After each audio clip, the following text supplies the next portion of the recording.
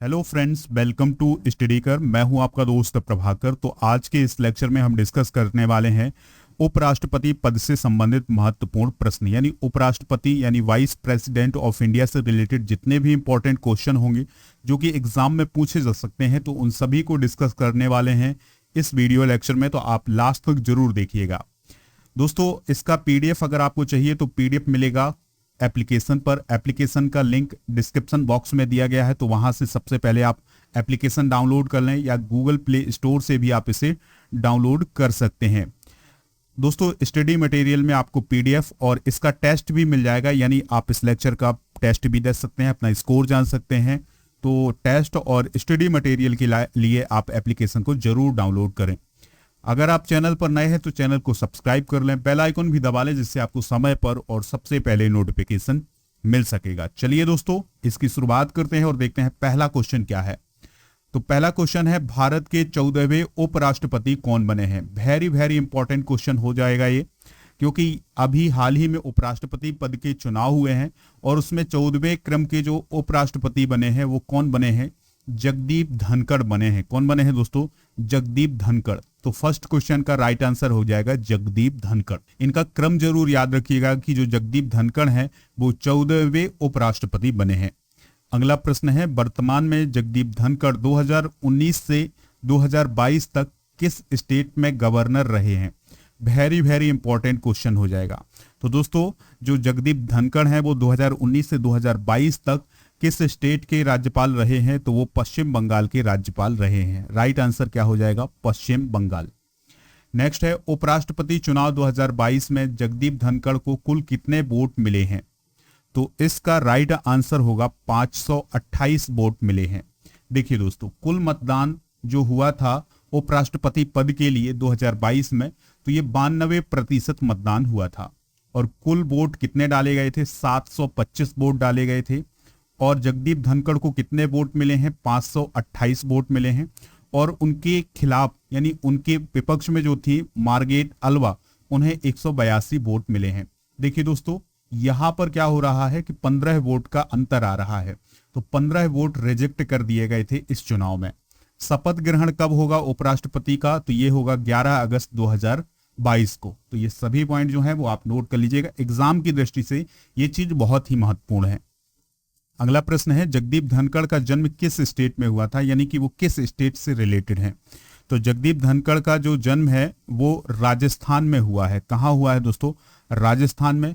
तो question number 4 का जो राइट आंसर हो जाएगा वो हो जाएगा राजस्थान। कब हुआ था उनका जन्म, 18 मई 1951 को। उनकी शैक्षणिक योग्यता जो है वो है राजस्थान विश्वविद्यालय से वकालत इन्होंने हासिल की हुई है। राजनीतिक जीवन के बारे में भी कुछ इंपॉर्टेंट पॉइंट जान लेते हैं। तो 1989 से 1991 तक झुंझुनू क्षेत्र से लोकसभा सांसद रहे हैं। 1993 से 1998 तक राजस्थान विधानसभा में विधायक रहे हैं। चंद्रशेखर की सरकार में जो कि प्राइम मिनिस्टर थे, तो उनकी सरकार में वो संसदीय कार्य मंत्री का पदभार भी ग्रहण कर चुके हैं। इसके अलावा राजस्थान में जाटों को आरक्षण दिलाने में उनकी बहुत ही महत्वपूर्ण भूमिका रही है। तो ये उनका राजनीतिक जीवन रहा है, उनकी शैक्षणिक योग्यता है। तो दोस्तों याद रखिएगा, भारत के 14वें उपराष्ट्रपति कौन बने हैं, जगदीप धनखड़ बने हैं। उन्होंने किसका स्थान लिया है, वेंकैया नायडू का। तो 13वें उपराष्ट्रपति कौन थे, वेंकैया नायडू। 14वें कौन हो जाएंगे, जगदीप धनखड़ हो जाएंगे। अगला प्रश्न है, भारत के उपराष्ट्रपति की स्थिति की तुलना किस देश के उपराष्ट्रपति से की जा सकती है, यानी हम किस देश के उपराष्ट्रपति की तुलना भारत के उपराष्ट्रपति से कर सकते हैं। तो दोस्तों इसका राइट आंसर होगा संयुक्त राज्य अमेरिका। जिस प्रकार से संयुक्त राज्य अमेरिका में उपराष्ट्रपति का पद है, उसी प्रकार से भारत में उपराष्ट्रपति का पद है। ठीक है, लेकिन राष्ट्रपति के बारे में नहीं कह सकते कि जिस प्रकार से राष्ट्रपति का पद अमेरिका में है उसी प्रकार से राष्ट्रपति का पद भारत में है। ठीक है, उसके लिए अलग बात हो जाएगी। तो उपराष्ट्रपति का पद जिस प्रकार से अमेरिका में है उसी प्रकार से भारत में है। अगला प्रश्न है, भारत में उपराष्ट्रपति का पद किस प्रकार से है। तो दोस्तों इस क्वेश्चन का जो राइट आंसर होगा वो होगा संविधान में प्रारंभ से ही है, यानी कि भारत में जो उपराष्ट्रपति पद का प्रावधान है वो संविधान में प्रारंभ से ही है, यानी जब से संविधान बना है तब से ही उपराष्ट्रपति पद का वर्णन किया गया है उसमें। अगला प्रश्न है, उपराष्ट्रपति पद की अहर्ता के संबंध में क्या सही नहीं है, यानी कि उपराष्ट्रपति पद के लिए क्या योग्यता है, यानी कि वह कौन सी योग्यता है जो सही नहीं है। तो आपके सामने जो ऑप्शन है, तो इसका राइट आंसर होगा क्वेश्चन नंबर 7 का, राज्यसभा का सदस्य हो। ये बिल्कुल जरूरी नहीं है कि उपराष्ट्रपति पद के लिए जो व्यक्ति चुनाव लड़ रहा है वो राज्यसभा का सदस्य हो। तो ये ऑप्शन नंबर सी जो है वो गलत हो जाएगा। तो इसका राइट आंसर भी क्या हो जाएगा, ऑप्शन नंबर सी हो जाएगा। ये जरूरी है कि वह भारत का नागरिक हो और कम से कम वह 35 वर्ष की आयु पूर्ण कर चुका हो। तो ये दोनों योग्यताएं उपराष्ट्रपति पद के लिए हैं, लेकिन वह राज्यसभा का सदस्य हो ये बिल्कुल जरूरी नहीं है। अगला प्रश्न है, उपराष्ट्रपति क्या होता है, यानी उपराष्ट्रपति किस प्रकार का पद होता है। तो दोस्तों उपराष्ट्रपति जो है वो क्या होते हैं, इसका राइट आंसर जो हो जाएगा संसद सदस्य नहीं होते हैं। जो उपराष्ट्रपति होते हैं वो सांसद यानी संसद के सदस्य नहीं होते हैं किसी भी, यानी चाहे राज्यसभा हो या फिर लोकसभा, इसके सदस्य नहीं होते हैं। कौन, उपराष्ट्रपति महोदय। अगला प्रश्न है, उपराष्ट्रपति के संबंध में निम्न में से कौन सा कथन सही है। तो इसका सही जवाब होगा वह राज्यसभा का पदेन अध्यक्ष होता है, यानी कि जो उपराष्ट्रपति होते हैं वो राज्यसभा के पदेन अध्यक्ष या सभापति बोला जाता है। अध्यक्ष लोकसभा के लिए बोला जाता है, लेकिन सभापति बोला जाता है राज्यसभा के लिए। ठीक है दोस्तों, तो याद रखिएगा कि जो उपराष्ट्रपति महोदय हैं वो राज्यसभा के पदेन सभापति होते हैं। तो ये पॉइंट जो है नोट करना है। अगला प्रश्न है, उपराष्ट्रपति का चुनाव करने वाली निर्वाचन संस्था के सदस्य कौन होते हैं, यानी कि कौन कौन उपराष्ट्रपति के लिए चुनाव कर सकता है। तो संसद के दोनों सदनों के सदस्य, लेकिन एक बात याद रखिएगा कि संसद के दोनों सदनों के सदस्य कौन कौन होंगे, जो निर्वाचित हैं और जो मनोनीत हैं। तो दोनों सदस्य, चाहे लोकसभा के निर्वाचित सदस्य हों और मनोनीत सदस्य हों, तो ये दोनों चुनाव करेंगे उपराष्ट्रपति के लिए। और इसी प्रकार से राज्यसभा के निर्वाचित और मनोनीत सदस्य, ये सभी सदस्य जो हैं वो उपराष्ट्रपति के पद के चुनाव के लिए चुनाव में अपना वोट डालते हैं। अगला प्रश्न है, उपराष्ट्रपति पद के निर्वाचन हेतु उम्मीदवार की अधिकतम आयु कितनी होती है। तो मैक्सिमम एज कितनी होती है उपराष्ट्रपति पद के निर्वाचन के लिए। तो इसका सही जवाब होगा कोई सीमा नहीं है, इसकी कोई सीमा नहीं है कि उसकी अधिकतम उम्र कितनी होनी चाहिए। मिनिमम बताई गई है 35 ईयर होनी चाहिए, लेकिन मैक्सिमम नहीं बताई गई है कि कितनी उसकी उम्र होनी चाहिए। अगला प्रश्न है, उपराष्ट्रपति पद का निर्वाचन कैसे होता है। तो किस प्रकार से होता है, प्रत्यक्ष होता है, डायरेक्ट होता है या इनडायरेक्ट होता है, या कैसे होता है, या मनोनीत किया जाता है भारत में। तो देखिए इसका राइट आंसर हो जाएगा क्या, ऑप्शन नंबर बी, यानी अप्रत्यक्ष रूप से इसका निर्वाचन होता है। प्रत्यक्ष निर्वाचन होता है क्या, जब जनता किसी प्रतिनिधि को चुनती है, लेकिन यहां पर जनता अपने प्रतिनिधि के द्वारा उपराष्ट्रपति को चुनती है। तो इस प्रकार से जो ये निर्वाचन होता है ये अप्रत्यक्ष निर्वाचन कहलाता है। अगला प्रश्न है, उपराष्ट्रपति पद के निर्वाचन हेतु कौन सी पद्धति अपनाई गई है। तो दोस्तों उपराष्ट्रपति पद के निर्वाचन के लिए समानुपातिक प्रतिनिधित्व एवं एकल संक्रमणीय पद्धति को अपनाया गया है। ये पॉइंट जो है वो आप नोट कर लीजिएगा, एग्जाम में पूछा गया क्वेश्चन है। ठीक है, अगला प्रश्न है, उपराष्ट्रपति पद के उम्मीदवार के नामांकन को निर्वाचक मंडल में कम से कम कितने सदस्यों के द्वारा प्रस्तावित करना आवश्यक होता है। यानी कि राष्ट्रपति का जब नामांकन होता है तो उसके लिए कितने सदस्यों के हस्ताक्षर होना जरूरी है। तो इसका आंसर है 20। लेकिन राष्ट्रपति पद के लिए जब नामांकन होता है तो कितने सदस्य होना जरूरी है।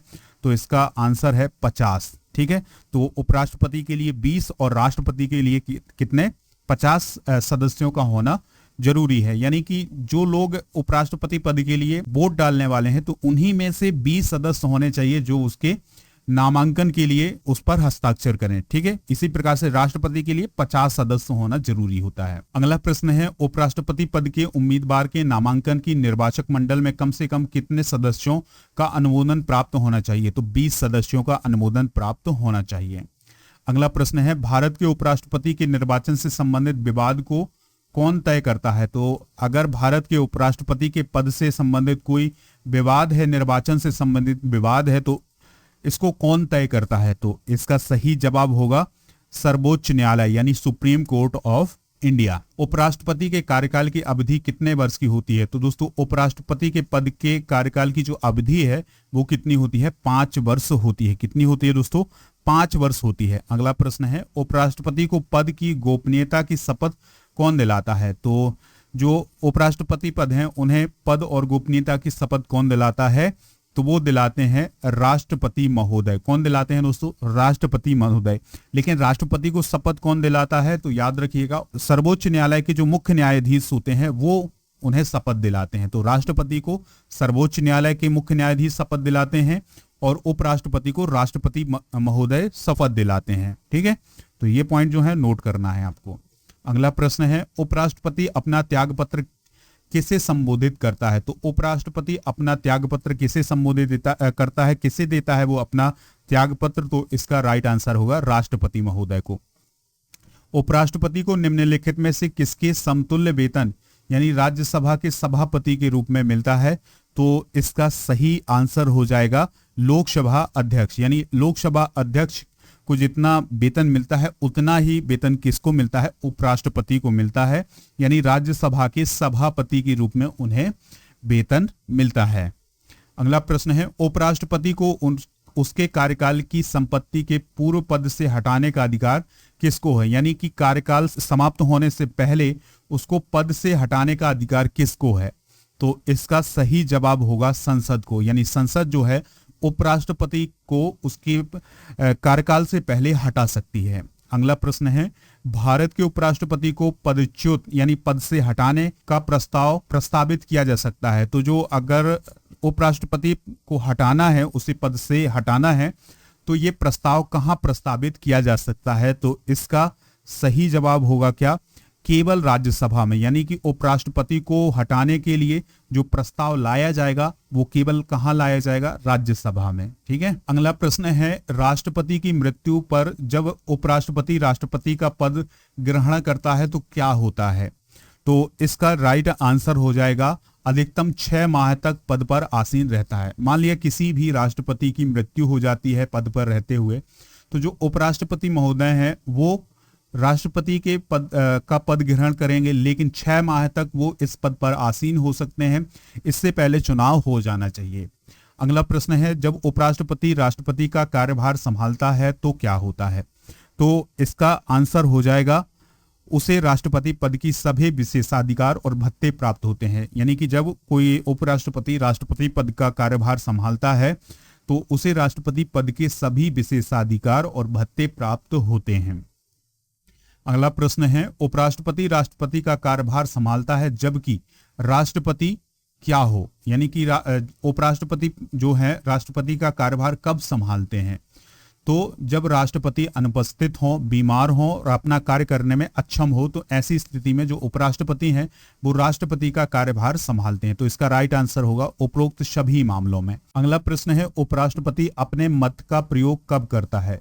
तो इसका आंसर हो जाएगा, इसका सही जवाब होगा मतों के बराबर रहने की स्थिति में। यानी कि संसद में या राज्यसभा में कभी ऐसा मामला आता है जब बराबर वोट हो किसी भी प्रस्ताव के लिए, तो दोस्तों ऐसे में उपराष्ट्रपति अपने मत का प्रयोग कर सकता है उस प्रस्ताव के लिए या किसी बिल के लिए, या फिर कोई भी संशोधन हो रहा हो। जब भी मत की प्रक्रिया होती है तो उपराष्ट्रपति अपना मत का प्रयोग कर सकते हैं जब मतों की संख्या जो है वो बराबर हो।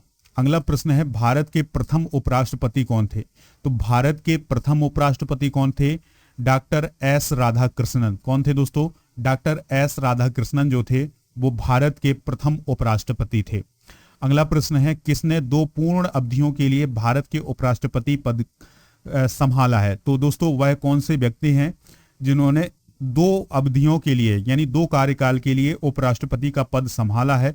तो अब तक 2 ऐसे उपराष्ट्रपति बने हैं जिन्होंने 2 कार्यकाल अपने पूरे किए हैं। तो पहला नाम है डॉक्टर एस राधाकृष्णन, सर्वपल्ली राधाकृष्णन और हामिद अंसारी। तो इन दोनों लोगों ने अपने 2 कार्यकाल पूरे किए हैं। अगला प्रश्न है, किस एकमात्र उपराष्ट्रपति की मृत्यु पद पर आसीन रहते हुई थी? तो वह कौन से उपराष्ट्रपति हैं जिनकी मृत्यु उनके पद पर रहते हुए हुई थी? तो उनका नाम है कृष्णकांत। क्या नाम है दोस्तों? कृष्णकांत। अगला प्रश्न है, संविधान के किस अनुच्छेद में भारत का एक उपराष्ट्रपति होगा का उल्लेख किया गया है। तो दोस्तों वह कौन सा संविधान का अनुच्छेद है जिसमें यह बताया गया है कि भारत का एक उपराष्ट्रपति होगा? तो इसका राइट आंसर क्या हो जाएगा? इसका सही जवाब होगा अनुच्छेद 63। ठीक है, अनुच्छेद 63 में इस बात का वर्णन किया गया है कि भारत का एक उपराष्ट्रपति होगा। अगला प्रश्न है, उपराष्ट्रपति राज्यसभा का पदेन सभापति होता है, इस बात का वर्णन किस अनुच्छेद में किया गया है? तो इसका राइट आंसर हो जाएगा अनुच्छेद 64 में। ठीक है, तो अनुच्छेद 64 में यह बताया गया है कि जो उपराष्ट्रपति हैं वो राज्यसभा के पदेन सभापति होंगे। अगला प्रश्न है, राष्ट्रपति की अनुपस्थिति में उपराष्ट्रपति उस पद पर कार्य करेगा, इस बात का वर्णन किस अनुच्छेद में है? तो इसका सही जवाब होगा ऑप्शन नंबर सी, यानी अनुच्छेद 65 में। तो अनुच्छेद 65 में यह बताया गया है कि अगर राष्ट्रपति अनुपस्थित है तो उपराष्ट्रपति उस पद पर कार्य करेंगे, यानी राष्ट्रपति की तरह काम करेंगे।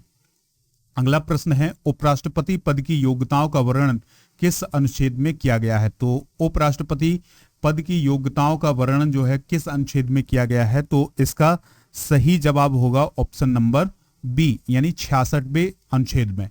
अगला प्रश्न है, उपराष्ट्रपति को पद की शपथ राष्ट्रपति के द्वारा दी जाएगी, इस बात का वर्णन संविधान के किस अनुच्छेद में है? तो इसका सही जवाब होगा ऑप्शन नंबर सी, यानी अनुच्छेद 69 में। दोस्तों लास्ट क्वेश्चन है, ध्यान से सुनिएगा। उपराष्ट्रपति पद का वर्णन भारतीय संविधान में कहां से कहां तक किया गया है? तो उपराष्ट्रपति से संबंधित जो प्रावधान है वो अनुच्छेद 63 से 69 तक किए गए हैं। कहां से कहां तक दोस्तों? 63 से 69 तक, यानी कि उपराष्ट्रपति पद के बारे में जितनी भी बातें हैं वो अनुच्छेद 63 से 69 तक बताई गई हैं। दोस्तों आपको ये लेक्चर कैसा लगा कमेंट बॉक्स में बताइएगा।